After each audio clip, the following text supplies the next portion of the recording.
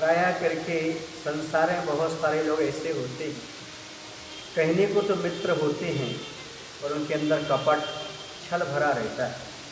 वह मौका पाकर के षड्यंत्र रचने से चूकते नहीं हैं और अच्छे भले परिवार में फूट डालने का काम करते हैं। इन लोगों से हमेशा सजग रहना चाहिए। एक कहानी है, अवंती देश के अंतर्गत एक उज्जैनी नाम की नगरी थी। उस नगरी में उस समय सेठ करोड़ी मल्ली रहा करते थे। उनका एक मित्र था जिसका नाम था कैलाश। वह मित्रता तो अच्छी करता था पर साथ में कपट भी रख करके चलता था। उसे मौका नहीं मिल पाया, वरना वह उसके परिवार में फूट डाल लेता, क्योंकि करोड़ी मल बहुत ही समझदार थे। करोड़ी मल के 2 पुत्र थे, एक का नाम था कौशल और दूसरे का नाम था कौशिक। ये दोनों भाई भी बहुत सज्जन थे और अपने पिता जैसा कहते थे वैसा कार्य करते थे। उनकी समाज में बड़ी इज्जत थी, सब लोग सम्मान की दृष्टि से देखा करते थे, क्योंकि जो सदाचारी होते हैं उन्हें हर जगह सम्मान मिला करता है। संस्कारी जीवों के लिए भी हमेशा संस्कार में अच्छे रहते हैं तो सभी संसार उसको चाहता है। और जो माता पिता की आज्ञा मानते हैं उन्हें सभी लोग चाहते हैं। जैसे रामचंद्र जी ने माता पिता की आज्ञा मानी, सारा विश्व आज उन्हें मानता है। और दोनों के दोनों पुत्र अपने पिता की आज्ञा मानते थे। क्या हुआ कि आयु का अंतिम समय था, जीवन का अंतिम समय। उस समय करोड़ी मल जी ने अपने दोनों पुत्रों को बुलाया और कहा, सुनो पुत्रों, हम आपको एक अंतिम शिक्षा देना चाहते हैं। आप लोग ये जो जायदाद है इसके 2 हिस्से कर लेना और प्रेम पूर्वक आपस में बांट करके रहना। कोई झगड़ा मत करना। जैसे आप जीवन भर हमारे पास रहे हो वैसे दोनों अच्छे प्रेम के साथ रहना। दोनों पुत्रों ने अपने पिता की बात को अक्षरशः स्वीकार किया।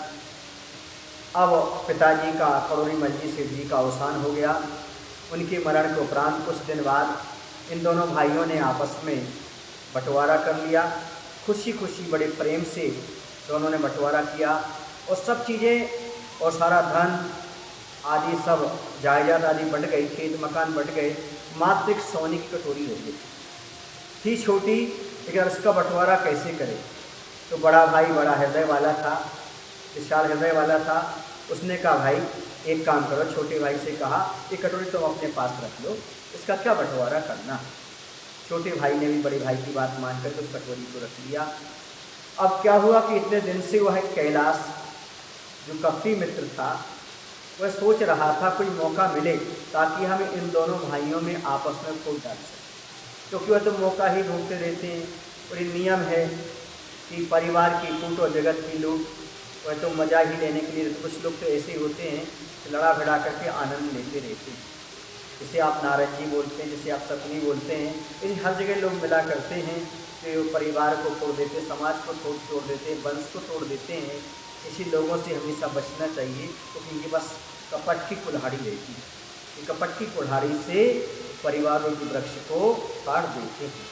तो कहने का तात्पर्य है बंधुओं कि वह जो अपने छल कपट के माध्यम से बड़े भाई के पास गया और किस्मत से ऐसा हुआ कि छोटे भाई की धन दौलत बढ़ने लगी और बड़े भाई की धन दौलत नहीं बढ़ पाई थी, इतना कारोबार नहीं बढ़ पाया। तो उसे मौका मिल गया ये कहने के लिए और बड़े भाई के पास पहुंचा और बड़े भाई से कहता है, भाई देखो ये आपने अच्छा नहीं किया, मैं तो सब जानता हूँ, वैसे ये बात कहना नहीं चाहिए, आपके परिवार के मामले की है, फिर भी मैं बीच में आ रहा हूँ। लोग ऐसी मीठी मीठी बातों से बहकाते ताकि विश्वास पात्र बन जाते हैं और कपट कर जाते हैं, क्योंकि विश्वासघात वही करते जिन पर हमें विश्वास होता है। तो उन्होंने उसको अच्छे से बहकाया बड़े भाई को। देखो वो जो कटोरी थी ना, वो आपकी देवनामी कटोरी थी। हमें पता है आपके पिताजी इसे संभाल कर रखे थे, जिसके पास ये कटोरी रहेगी वह माला माल होता चला जाएगा। और तुमने कटोरी किसको दे दी? छोटे भाई को। देखो ना, तुम्हारा छोटे भाई जो है ना संपत्ति में वृद्धि को प्राप्त हो रहा है और तुम नीची नीची होते चले जा रहे, तुमसे ज़्यादा धन कमा लिया उसने। बड़े भाई की बात कहते वही ऐसा कह करके चला गया। अब छोटे भाई के पास गया, छोटे भाई से कहते, देखो भाई अब तुम्हारी समृद्धि बढ़ने लगी, धन बढ़ने लगा है, इसे तुम्हारा बड़ा भाई तुमसे जलने लगा है, जरूर अब तुमसे कुछ हिस्सा मांगेगा, कुछ बात ऐसी करेगा। यहाँ भी बात कहकर को चला गया। अब क्या हुआ, बड़े भाई ने कहा भाई छोटे भाई से वो जो कटोरी हमने तुम्हें दी थी वो हमें वापस कर दो। उसने कहा भाई कटोरी की बात नहीं है, बात यह कि आपके मन में दुराव क्यों आ गया। आपने साहस मुझे दी थी, अब ऐसा भाव क्यों आ गया।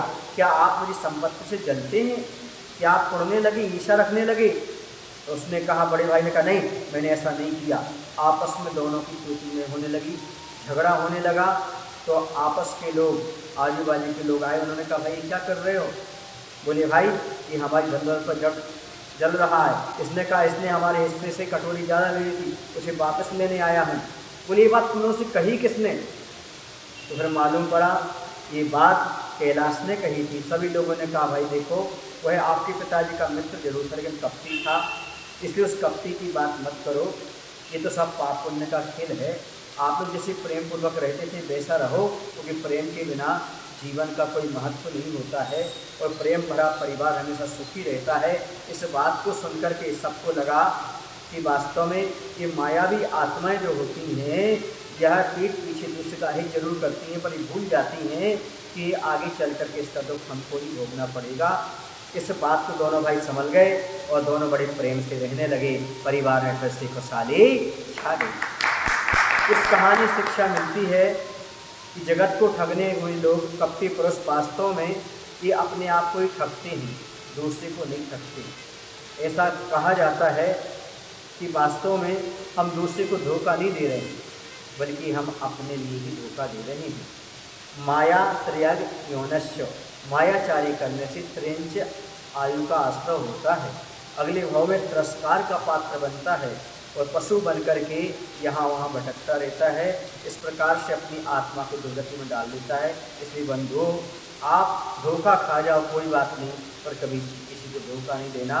मैं एक ही बात कहता हूँ, मैंने बहुत धोखा खाया है दुनिया में, पर मुझे संतोष है मैंने आज तक किसी को धोखा नहीं दिया, मैंने आज तक किसी को धोखा नहीं दिया। महावीर भगवान की जय।